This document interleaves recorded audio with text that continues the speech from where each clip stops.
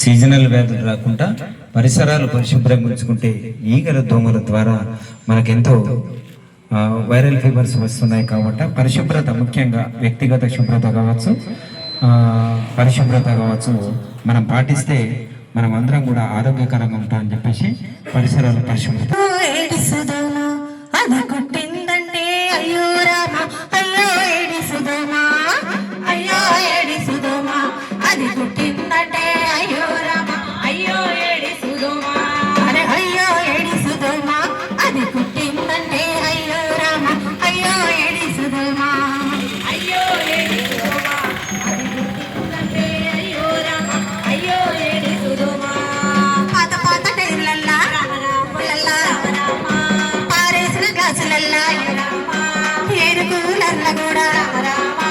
కొబ్బరి బొండాలల్లా రోళ్ళల్లా కూడా సుక్క నీరు ఉండగాని సుట్టమై కూసుంటది.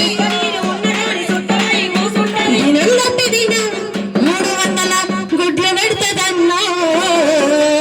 అయ్యో ఏడిసుదోమా అది కుట్టిందంటే అయ్యో రామ, అయ్యో ఏడిసుదోమా, అయ్యో ఏడిసుదోమా అది కుట్టిందంటే అయ్యో రామ, అయ్యో ఏడిసుదోమా.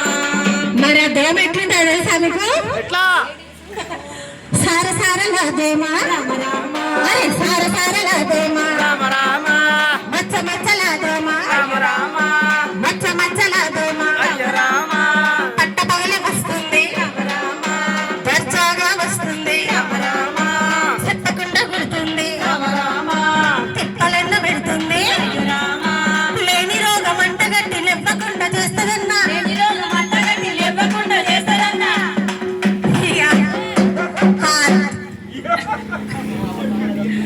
దోమ కొడితే ఎట్లుంటాయంటే ఇక మామూలుగా ఉంటుంది.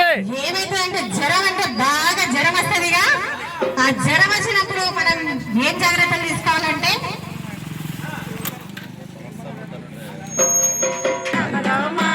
జావా తాగాలి మనం, అరే హుంబలి తాగాలి మనం, జావా తాగాలి మనం.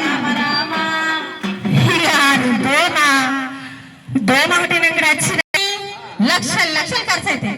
అవును. కాబట్టి ప్రతి ఒక్కరు ప్రభుత్వ ఆసుపత్రికి మాత్రమే పోవాలి. అందుకని అది కుట్టిందంటే అయ్యో రామ, అయ్యో